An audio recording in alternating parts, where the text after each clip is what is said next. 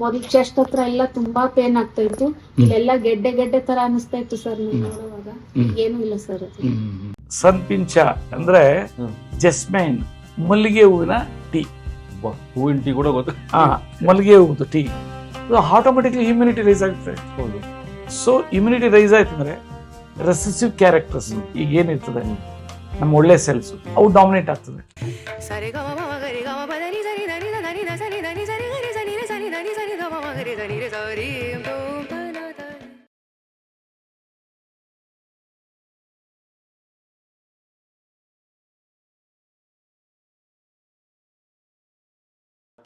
ನಮಸ್ಕಾರ ವೀಕ್ಷಕ ಬಂಧುಗಳಿಗೆ, ಭಾನುವಾರ ಬಂದಿದ್ದೀವಿ ಸರ್ ಒಟ್ಟಿಗೆ. ಸರ್ ನಮಸ್ಕಾರ. ಸರ್ ನಮಸ್ಕಾರ. ಸರ್ ಇವತ್ತು ಲಂಗ್ ಕ್ಯಾನ್ಸರ್ ಇದು ಯಾವ ರೀತಿ ಬರುತ್ತೆ, ಏನು ಬರುತ್ತೆ ನಮಗೆ ಗೊತ್ತೇ ಆಗೋದಿಲ್ಲ. ಸರ್ ಅದ್ರ ಬಗ್ಗೆ ಹೇಳಬೇಕು, ಕಾಯ್ತಾ ಇದ್ದೀವಿ. ಸರ್ ಹೇಳಿ ಸರ್. ನೋಡಿ, ಇವತ್ತು ನಾನು ಯಾಕೆಂದ್ರೆ ನನಗೆ ಎವಿಡೆನ್ಸ್ ಇಲ್ಲ ಅಂದ್ರೆ ನಿಮಗೆ ಗೊತ್ತು, ನಾನು ಹೇಳೋದಿಲ್ಲ.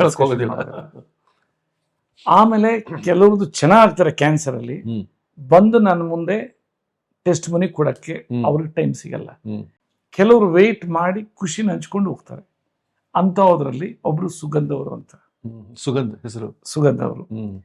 ಇವ್ರ ಕೇಸ್ ಹಿಸ್ಟ್ರಿ ಹೇಳ್ತೀನಿ. ಏಪ್ರಿಲ್ 2025 ಗೊತ್ತಾಯ್ತು ಲಂಗ್ ಕ್ಯಾನ್ಸರ್ ಇದೆ, ಟ್ಯೂಮರ್ ಇದೆ ಅಂತ. ತುಂಬಾ ಅನೀಸಿನೆಸ್ಸು ಎಲ್ಲ ಇದಾಗಿ ಎಲ್ಲ ಅಲ್ಟಿಮೇಟ್ಲಿ ಕಿದ್ವಾಯಿನಲ್ಲಿ ಕಿಮೋ ಶುರುವಾಯಿತು. ಫಸ್ಟ್ 6 ಕಿಮೋ ಕೊಡಬೇಕು ಅಂದ್ರು, 4 ಸೆಟ್ ಆಯಿತು, 2 ಸೆಟ್ ಆಗಲಿಲ್ಲ ಅಂತ ಹೇಳಿ. ಸೊ ಮತ್ತೆ ಕಡಿಮೆ ಆಯಿತು ಆ ಟ್ಯೂಮರ್ ಸೈಜು. ಅದರಲ್ಲಿ ಅವ್ರು ಹೇಳಿರೋ ಸ್ಟೇಟ್ಮೆಂಟ್. ಮತ್ತೆ ತಿರುಗಿ ನೋಡಿದಾಗ ಪೆಟ್ ಸ್ಕ್ಯಾನ್ ಅಲ್ಲಿ ಮತ್ತೆ ಇನ್ಕ್ರೀಸ್ ಆಗಿದೆ. ಮತ್ತೆ 7 ಕೀಮೋಸ್ ಎಗನ್ ಕೊಡಬೇಕು ಅಂತಂದ್ರು. ಆ ಟೈಮ್ನಲ್ಲಿ ಅವರು ನಮ್ಮ ಹತ್ರ ಬಂದರು. ಅಂದ್ರೆ ಸೆಪ್ಟೆಂಬರ್ ಆ ಟೈಮ್ನಲ್ಲಿ ಹೋದ ತಿಂಗಳು ಬಂದು 20 ದಿನಕ್ಕೆ ತುಂಬಾ ಚೆನ್ನಾಗಿದೆ. ಆ 20 ದಿನಕ್ಕೆ ಚೆನ್ನಾಗಿದ್ದಕ್ಕೆ ಬಂದು ಹೇಳೋಕೆ ಬಂದರು. ತುಂಬಾ ಚೆನ್ನಾಗಿದೆ ಅಂದ್ರೆ ಏನು ಸರ್? Very good. ಏನು ಕೀಮೋ ಕೊಡ್ಬೇಕಂದ್ರೆ ಪ್ರತಿ ಕೀಮೋದಲ್ಲೂ ಬ್ಲಡ್ ಕೊಡ್ಬೇಕಾಯ್ತಂತೆ. ಈ ಸರಿ ಬ್ಲಡ್ ಕೊಡ್ಲಿಲ್ಲ. ಹಿಮೋಗ್ಲೋಬಿನ್ ಲೆವೆಲ್ಲು 8-9 ಇದ್ದಿದ್ದು 12 ಮೇಲೆ ಹೋಯ್ತು ಶುರು ಮಾಡಿದ್ಮೇಲೆ. ಆಮೇಲೆ ಎದೆಯಲ್ಲೆಲ್ಲ ಒಂಥರ ಗಂಟಿರೋದೆಲ್ಲ ಸ್ವಲ್ಪ ಕಡಿಮೆ ಆಗಂಗಿದೆ. ಇನ್ನು ನೆಕ್ಸ್ಟ್ ಪೆಟ್ ಸ್ಕ್ಯಾನ್ ಮಾಡಿಲ್ಲ, ಇನ್ನು ಕಂಟಿನ್ಯೂಸ್ ಟ್ರೀಟ್ಮೆಂಟ್ ಇದ್ದಾರೆ. ಆಮೇಲೆ ಯಾವಾಗಲೂ ಬಾಡಿ ಪೇನ್ ಅಂತೆ, ಚೆಸ್ಟ್ ಪೇನ್ ಅಂತೆ, ಇದೆಲ್ಲ ಇರ್ತೈತಂತೆ. ಸೊ ಅದೆಲ್ಲನೂ ಮುಕ್ತಿಯಾಗಿದ್ದಾರೆ. ಎಷ್ಟು ಖುಷಿಯಾಗಿದ್ದಾರೆ ಅಂತಂದ್ರೆ, ಸೊ ಒಂದು ತಿಂಗಳಲ್ಲಿ ಖುಷಿಯಾಗಿದ್ದಾರೆ. ನಿಮ್ದು ಒಂದೊಂದು ಕತೆ ಕೇಳ್ತಾ ಇದ್ರೆ ನಮಗೆ ಎಷ್ಟು ಖುಷಿ ಆಗುತ್ತೆ. ಫುಲ್ ಟೀಮ್ ಇಲ್ಲಿ. ಸರ್, ಇವಾಗ ಮೊದಲು ಟ್ರೈ ಮಾಡ್ತಾ ಇದ್ರು ಅವರು, ಅಷ್ಟು ಇಂಪ್ರೂವ್ಮೆಂಟ್ ಕಾಣಲಿಲ್ಲ, ಮತ್ತೆ ಮರುಕಳಿಸ್ತು. ನಿಮ್ಮಿಂದ ಹೆಂಗಾಯ್ತು ಸರ್ ಅದು?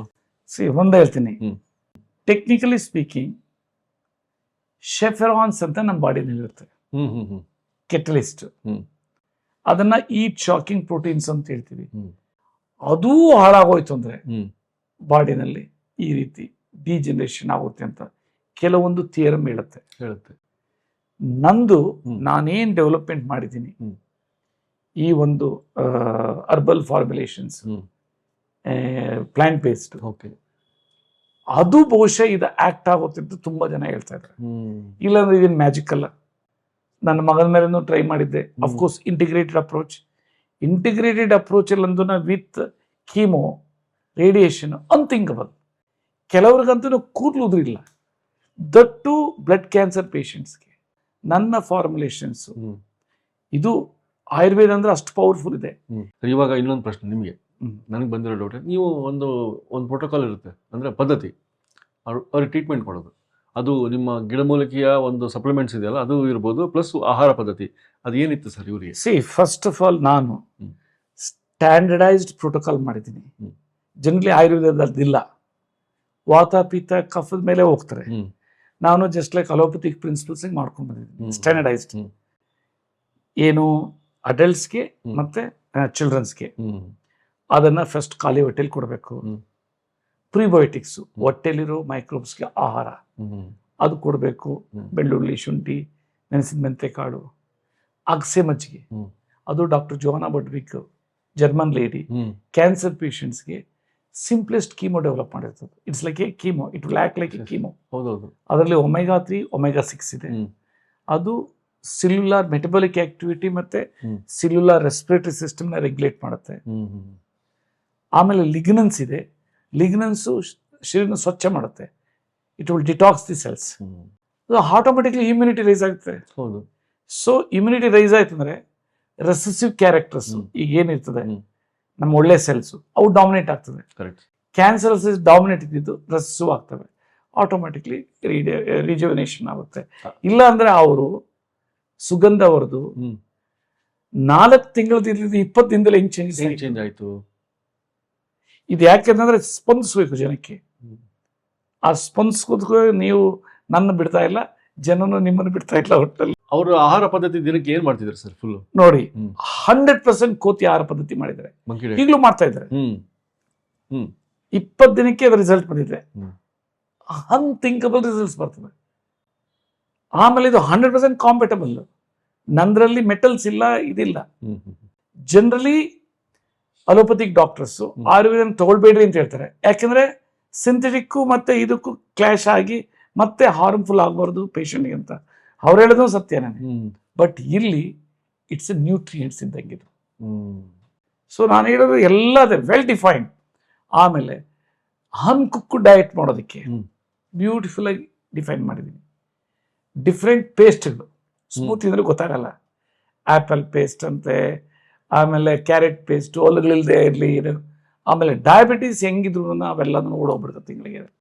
ಅಂದ್ರೆ ನಿಮ್ದೇ ಆದ ಒಂದು ಫಾರ್ಮುಲಾ ಇದೆ, ಏನ್ ತಿನ್ಬೇಕು ಏನ್ ತಿನ್ಬಾರ್ದು. ಹೌದು ಸರ್. ಅದು ವೆಲ್ ಡಿಫೈನ್ಡ್. ಹ್ಮ್ ಆಮೇಲೆ ಪ್ರತಿಯೊಂದನ್ನು ಡಿಫೈನ್ ಮಾಡಾಕಿದ್ದೀನಿ. ಹ್ಮ್ ಪ್ರತಿಯೊಬ್ಬರಿಗೂ ಯಾವ ರೀತಿ ವರ್ಕ್ ಆಗುತ್ತೆ, ಯಾವ ರೀತಿ ಇದು ಒರಿಜಿನಲ್ ಆಯುರ್ವೇದ ಏನು ಶುರುವಾಯಿತು ಆ ರೀತಿ ಇದು ಏನ್ಸಿಯಂಟ್ ವಿಸ್ಡಮ್ ಅನ್ನು ಯಾವ ರೀತಿ ತಗೊಂಡು ಬಂದಿದ್ದೀನಿ, ಯಾವ್ಯಾವ ಮಾತ್ರೆಗಳು according to the cardiologist doctor BM Hegde ಸಾಹೇಬರ ಪ್ರಕಾರ ಬಿಡ್ಬೋದು, ಅದನ್ನು ನಾನು ಹೇಳ್ತೀನಿ. ಅವ್ರದ್ದೇ ಎಂಡಾರ್ಸ್ಮೆಂಟ್ ಮಾಡ್ತೀನಿ. ಯಾಕಂದ್ರೆ ನಾನು ಡಾಕ್ಟರ್ ಅಲ್ಲ. ನಾನು ಮಾಡಿದ್ರೆ ಕೆಲವರು ಇದು ಮಾಡೋದು ಇವ್ರೇನು ಮಾಡೋಕ್ಕಾಗ್ತಾರೆ ಅಂತ ಅವ್ರು ಮಾಡಿರೋದನ್ನ ನಾನು ಎಂಡಾರ್ಸ್ ಮಾಡ್ತೀನಿ. ಆ OPD ದಲ್ಲೂ ಅಷ್ಟೇ ನಾನು ಟ್ರೀಟ್ಮೆಂಟ್ ಕೊಡಲ್ಲ, ಕರೆಕ್ಟ್. ಡಾಕ್ಟರ್ಸ್ ಕೊಡ್ತಾರೆ, ಇದು ಕೊಡ್ತಾರೆ. ಬೆಳಗ್ಗೆ ನಾನು ಅದೇನೆ 10:30 11 ಗಂಟೆಗೆ ಶುರು ಮಾಡಿದ್ರೆ ರಾತ್ರಿ 9 ಗಂಟೆವರೆಗೂ ಕೂತ್ಕೊಳ್ತೀನಿ. ಅದೇ ಪಾಯಿಂಟಿಗೆ ಬರ್ತಾ ಇದ್ದೀನಿ. ಯಾಕಷ್ಟು ಟೈಮ್ ಆಗುತ್ತೆ ನಿಮಗೆ ಅಂದರೆ, ಡಾಕ್ಟರ್ ರಾಜು ಸರು ಪ್ರತಿಯೊಬ್ಬರ ಹತ್ರ ಒಂದು ಪ್ರೊಫೆಷನಲ್ ಆಗಿ ಇದೇ ಟೈಮು 10 ನಿಮಿಷ ಮಾತಾಡಿ ಎದ್ದೋಗಿ ಅಂತ ಹೇಳಲ್ಲ. ಅವ್ರಿಗೆ ಗೊತ್ತಿಲ್ಲದಂಗೆ ನೀವು ಮೈ ಮರೆತು ಬಿಟ್ಟು ಒಬ್ಬೊಬ್ಬರ ಹತ್ರ ಭಾಳ ಸಮಯ ಇದು ಕಳೆದು ಬಿಡ್ತೀರಿ ನೀವು ಆ ಪ್ಯಾಷನ್. ಯಾಕೆಂದ್ರೆ ಅವರು ಅವ್ರ ನೋವುಗಳು ಹೇಳ್ತಾರೆ. ಹ್ಮ್ ಸೊ ಆ ನೋವುಗಳನ್ನ ಹೆಂಗ್ ಪರಿಹರಿಸ್ಬೇಕು ಅಂತ ನನಗೆ ಗೊತ್ತಿದೆ. ಹ್ಮ್ ಸಾವಿರಾರು ಪೇಷಂಟ್ಗಳು ನೋಡಿ ನೋಡಿ ನೋಡಿ ನೋಡಿ ಅಬ್ಸರ್ವೇಷನ್ ಮಾಡಿ ಎಷ್ಟು ದಿನಕ್ಕೆ ಏನೇನಾಗುತ್ತೆ ಅಂತ ಹೇಳ್ತೀನಿ. ಕರೆಕ್ಟ್. ಅದೇ ಶಾಸ್ತ್ರ ಎಲ್ಲ ಏನೂ ಇಲ್ಲ. ಹೌದು. ಆಮೇಲೆ ಮುಖದಲ್ಲೇ ಹೇಳ್ತೀನಿ, ನೋಡಪ್ಪ ನಿಮ್ಮ ಮುಖದಲ್ಲಿ ಇದೇ ಇಲ್ಲ, ಕಳೆನೇ ಇಲ್ಲ, ಅರ್ಧ ಸತ್ತೋಗಿದ್ದೀರಿ, ಖುಷಿಯಾಗಿರ್ರಿ, ಇದು 100% ಇದೇ ರೀತಿ ಹೇಳ್ತೀನಿ. ಸೊ ಹಾಗಾದ್ರೆ ಇವಾಗ ನಾವು ಇವತ್ತು ಆ ಪಾಸಿಟಿವ್ ವೈಬ್ರೇಷನ್ ಇರೋ ಒಂದು ಯಾವ್ದೋ ಒಂದು ರೆಸಿಪಿ.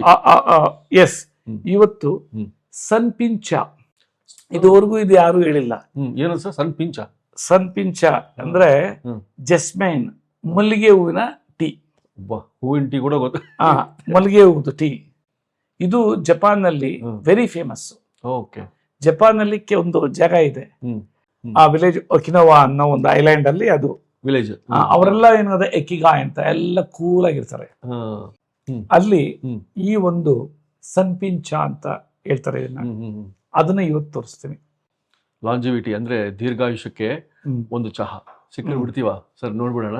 ಹಾಗೆ ನಮ್ಮ ಸುಗಂಧ ಅವರದ್ದು ಟೆಸ್ಟ್ ಮನಿ ನೋಡಿದ್ರೆ ಜನಗೆ ಸ್ಪಂದಿಸ್ತಿದೆ. ಹೌದು, ಯಾವ ರೀತಿ ಖುಷಿಯಾಗಿರ್ಬೋದು, ಎಂತ ಕ್ಯಾನ್ಸರ್ ಬಂದ್ರು ಜೀವನ ಸುಗಂಧ ಭರಿತವಾಗಬಹುದು. ಒಳ್ಳೆ ಆರೋಗ್ಯ ಇದ್ರೆ ನೋಡ್ಬಿಡೋಣ ಸರ್. ನಮಸ್ಕಾರ. ಈಗ ನಾನು ಸನ್ಪಿಂಚ ಅಂತ ಏನ್ ಹೇಳ್ತೀನಿ, ಜಪಾನ್ ಇವ್ರದ್ದು. ಹೌದು, ಮಲ್ಲಿಗೆ ಹೂ ಚಹಾ. ಅದನ್ನ ಕನ್ನಡದಲ್ಲಿ ನಾವು ಮಲ್ಲಿಗೆ ಹೂ ಚಹಾ. ಬಹುಶಃ ಎಲ್ರಿಗೂ ಆಶ್ಚರ್ಯ ಆಗುತ್ತೆ, ನಿಜವಾಗ್ಲೂ ಮಲ್ಲಿಗೆ ಹೂದಲ್ಲಿ ಮಾಡಬಹುದಾ ಅಂತ. ಅಲ್ಲ ಸರ್, ಮಲ್ಲಿಗೆ ಇಡ್ಲಿ ನೋಡ್ತಿದ್ವಿ, ಮಲ್ಲಿಗೆ ದೋಸೆ, ಇವಾಗ ಮಲ್ಲಿಗೆ ಚಹಾ ನೋಡ್ಬಿಡೋಣ. ನೋಡ್ರಿ, ಇದನ್ನ ಇದು ಮಲ್ಲಿಗೆ ಹೂ ಫ್ರೆಶ್. ಇದು ಒಣಗಿಸಿದ್ದಾದ್ಮೇಲೆ ಇದು ನೀವು ಮೈಕ್ರೋ ಓವನ್ ಬೇಕಾದ್ರೆ ಡ್ರೈ ಮಾಡ್ಕೊಳ್ಬಹುದು. ಆಮೇಲೆ ಇದು ಟೀ ಎಲೆ, ಟೀ ಪತ್ತ, ಟೀ ಎಲೆಗಳು. ಆಮೇಲೆ ಇಲ್ಲಿ ವಾಟರ್ ಬಾಯ್ಲ್ ಮಾಡ್ಕೊಂಡಿದ್ದೀನಿ. ಅರ್ಧ ಚಮಚ ಮಲ್ಲಿಗೆ ಹೂ ತಗೊಳ್ಬೇಕು, ಅರ್ಧ ಚಮಚ ಟೀ ಎಲೆ ತಗೊಳ್ಬೇಕು. ಅಷ್ಟೇ. ಅವೆರಡನ್ನೂ ನೀರು ಮಿಕ್ಸ್ ಮಾಡೋದು ನಾನು ಹೇಳ್ತೀನಿ. ಸೊ ಇದಕ್ಕೆ ಬೆಲ್ಲ ಮತ್ತು ಸಕ್ಕರೆ ಏನಿಲ್ಲ? ಅದು ಬೇಕು ಅಂದರೆ ಹಾಕ್ಕೊಡ್ಬೋದು, ಇಲ್ಲಾಂದ್ರೆ ಬೇಕಾಗಿಲ್ಲ. ಇಲ್ದೇನೆ ಅಷ್ಟು ಖುಷಿ ಆಗುತ್ತೆ ಅದು ಕುಡಿಯೋದಕ್ಕೆ. Okay sir. ಸರ್ ಮಾಡೋ ತೋರಿಸ್ಬಿಡಿ ಸರ್.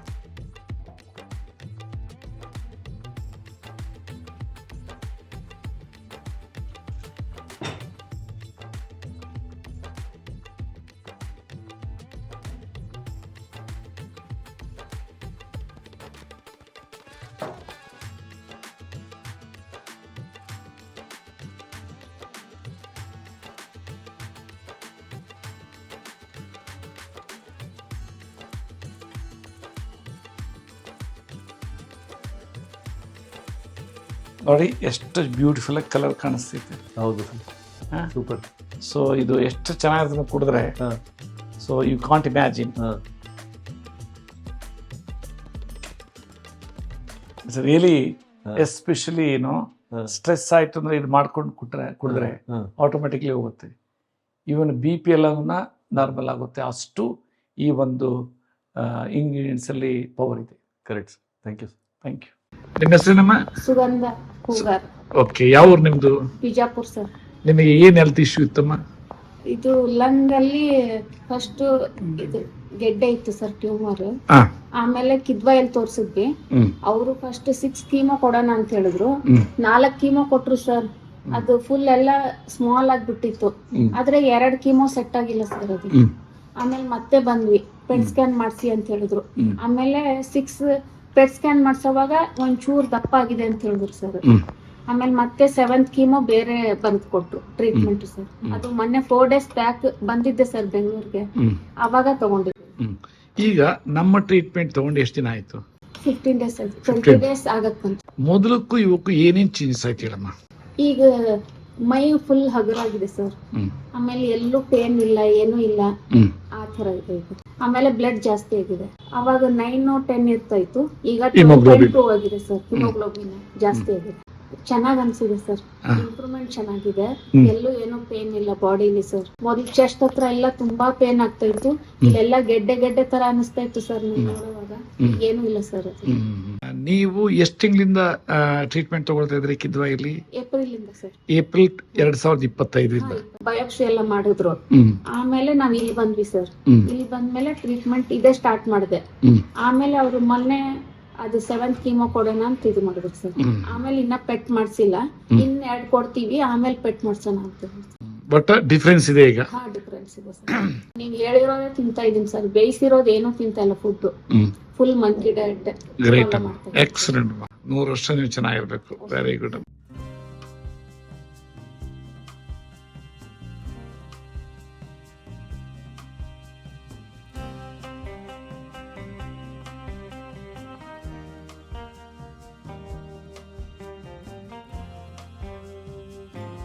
ಇನ್ನೂ ಅನೇಕ ಸ್ವಾದಿಷ್ಟ ರೆಸಿಪಿಗಳಿಗಾಗಿ ಸಬ್ಸ್ಕ್ರೈಬ್ ಮಾಡುವುದನ್ನು ಮರೆಯಬೇಡಿ.